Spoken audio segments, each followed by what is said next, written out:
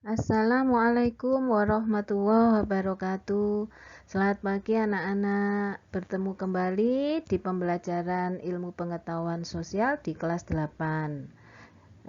Khususnya di semester ganjil. Bersama saya Bu Iva.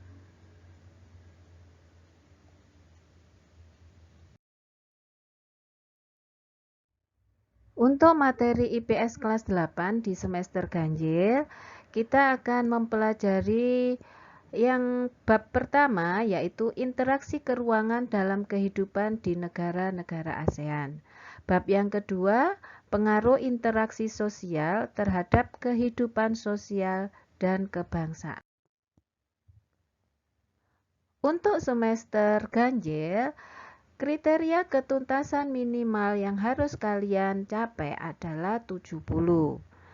Ini diperoleh dari absensi, tugas, penilaian harian, penilaian tengah semester, serta penilaian akhir semester.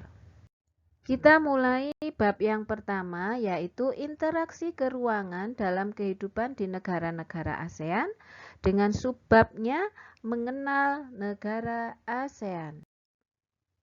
Adapun tujuan pembelajaran kali ini yaitu menjelaskan latar belakang pembentukan ASEAN, dan yang kedua mengidentifikasi negara-negara anggota ASEAN. ASEAN atau Association of Southeast Asian Nations merupakan organisasi antarbangsa di kawasan Asia Tenggara. Perhatikan logo dari ASEAN. Sampai hari ini, yang menjadi anggota negara-negara anggota ASEAN adalah 10 negara. Ada Malaysia, Thailand, Singapura, Laos, Indonesia, Kamboja, Brunei Darussalam, Vietnam, Myanmar, dan Filipina. Kita lihat letak geografis astronomis negara Asia Tenggara. Secara geografis, Asia Tenggara di antara dua samudra, yaitu Samudra Hindia dan Samudra Pasifik, dan di antara dua benua, yaitu benua Australia dan benua Asia. Sedangkan letak astronomisnya terletak di antara 29 derajat lintang utara sampai dengan 11 derajat lintang selatan, dan 92 derajat bujur timur sampai 141 bujur timur. Negara paling utara dan barat adalah Myanmar, sedangkan negara paling selatan dan timur merupakan negara kita, yaitu negara Indonesia. Sejarah terbentuknya ASEAN.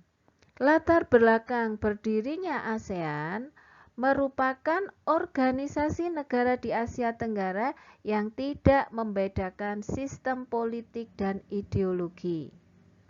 Dasar pembentukan ASEAN adalah kerjasama ekonomi, sosial, dan budaya. Namun dalam perkembangannya, organisasi ini bertekad menjamin stabilitas dan keamanan tanpa campur tangan bangsa asing. Berdirinya ASEAN dilatar belakangi adanya persamaan-persamaan di antara negara-negara Asia Tenggara. Persamaan tersebut antara lain persamaan letak geografis di Asia Tenggara, persamaan budaya yaitu budaya Melayu Austronesia. Kemudian persamaan nasib dalam sejarah, yaitu sama-sama sebagai negara bekas jajahan oleh bangsa asing. Persamaan berikutnya adalah persamaan kepentingan untuk menjalin hubungan dan kerjasama di bidang ekonomi, sosial, dan budaya. Berdirinya ASEAN juga dilatar belakangi oleh kesamaan sikap yang non-komunis, mengingat komunis telah menimbulkan ketidakstabilan dalam negeri masing-masing negara. Siapakah yang mendirikan ASEAN? Ada 5 tokoh dari beberapa negara, atau 5 negara sebagai pendiri ASEAN. Yang pertama adalah Adam Malik dari Indonesia. Yang kedua, Tun Abdul Razak dari Malaysia. Yang ketiga, S. Rajatnam dari Singapura. Keempat, Tanat Koman dari Thailand. Dan terakhir, Narciso Ramos dari Filipina. Kita lihat negara yang pertama, yaitu Indonesia. Ibu kotanya di Jakarta, pemerintahnya berbentuk republik, kemudian bahasa utamanya bahasa Indonesia, hari kemerdekaannya 17 Agustus 1945 dengan lagu kebangsaan Indonesia Raya. Negara kedua adalah Malaysia. Ibu kotanya Kuala Lumpur, bahasa yang dipakai secara resmi adalah bahasa Melayu, Cina, Tamil, dan Inggris. Pemerintahnya berbentuk monarki konstitusional. Uang yang dipakai adalah ringgit atau dolar Malaysia, sedangkan lagu kebangsaannya adalah Negaraku dengan hari kemerdekaannya tanggal 31 Agustus 1957. Negara yang ketiga yaitu Brunei Darussalam. Ibu kotanya di Bandar Seri Begawan, pemerintahnya kesultanan, mata uang yang dipakai adalah dolar Brunei, lagu kebangsaan Allah peliharakan Sultan, dan hari kemerdekaannya 1 Januari 1984. Yang berikutnya adalah Singapura. Ibu kotanya ada di Singapura, penduduknya kurang lebih hanya 5,5 juta jiwa. Luasnya kurang lebih 697. Berikutnya adalah negara Filipina. Ibu kota di Manila dengan bentuk pemerintahan republik. Agamanya yang ada di negara tersebut adalah Katolik, Protestan, Islam, dan Buddha. Satuan mata uangnya peso. Berikutnya adalah negara Kamboja. Ibu kotanya di Phnom Penh. Bentuk pemerintahnya Republik Komunis. Bahasa yang dipakai adalah bahasa Khmer dan Prancis. Mata uangnya Rie.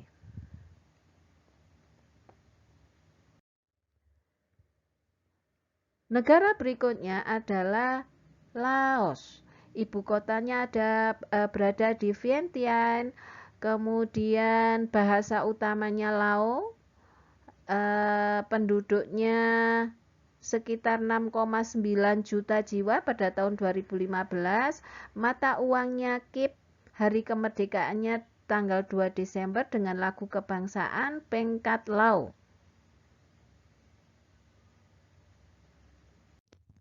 Berikutnya adalah Myanmar. Ibu kotanya di Yangon atau dulu dinamakan Rangun.